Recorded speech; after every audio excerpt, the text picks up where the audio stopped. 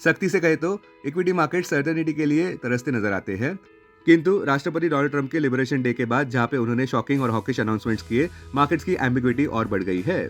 व्यापारी वर्ग अब ये जानना चाहेंगे कि यूएसए पर बाकी देश कैसे टैरिफ्स लगाते हैं। क्या चाइना इस ट्रेड वॉर को और उग्र कर सकता है या फिर ठंडे दिमाग से या चर्चा करके ये टैरिफ्स नीचे आ सकते हैं।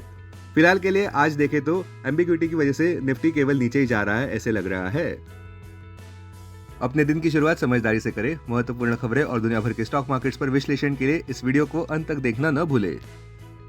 Market trends, global cues negative. कल के सेशन में विदेशी संस्थागत निवेशकों ने 2806 करोड़ रुपए के शेयर्स बेचे, जबकि घरेलू संस्थागत निवेशकों ने 221 करोड़ रुपए के शेयर्स खरीदे। आज सेंटीमेंट रिस्की रहने का अंदाजा है। मार्केट ब्रेथ नेगेटिव रह सकती है।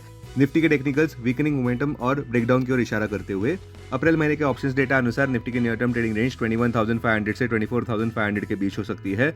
इंडिया विक्स जो कि फियर इंडेक्स है वो 13.60 लेवल्स पर नीचे आ चुका है।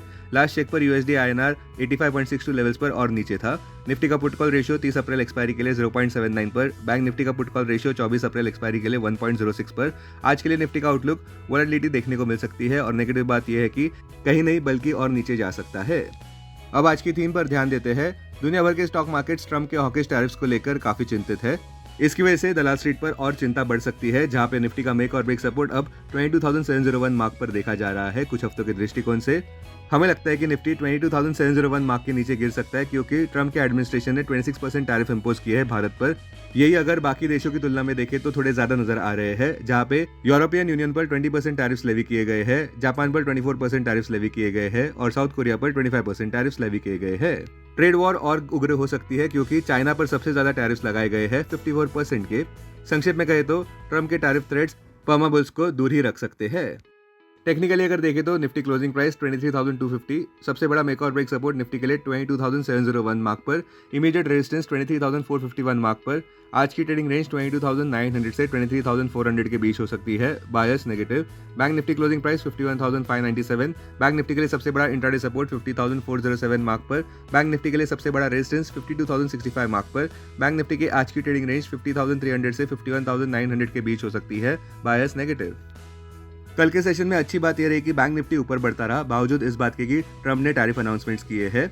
आइए देखते हैं कि आज के ट्रेडिंग सेशन में अहम कैटलिस्ट क्या बन सकते हैं। पहला, रातों रात वॉल स्ट्रीट गिरता नजर आया। दूसरा, ग्लोबल ट्रेड वॉर एस्केलेट हो सकती है। तीसरा, यूएसए में रिसेशन फियर्स का डर पनप रहा है, जहां पे पहले 20% चांस था वो अब 54% बढ़ गया है केवल एक हफ्ते में। यूएस डॉलर इंडेक्स नीचे गिर चुका है 6 मंथ लो पर 101.50 लेवल पर। WTI कच्चे तेल के दाम भी $67 प्रति बैरल पर देखने को मिल रहे हैं, जो कि नीचे है, क्योंकि ग्लोबल ट्रेड वॉर की वजह से इकोनॉमिक ग्रोथ स्लो पड़ सकती है, जिस वजह से फ्यूल डिमांड कम पड़ सकती है।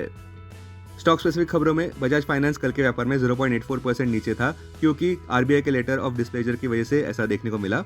आरबीआई ने लेटर ऑफ डिस्प्लेजर इस वजह से भेजा क्योंकि लैप्सेस देखने को मिल रहे हैं उनके क्रेडिट कार्ड बिजनेसेस में।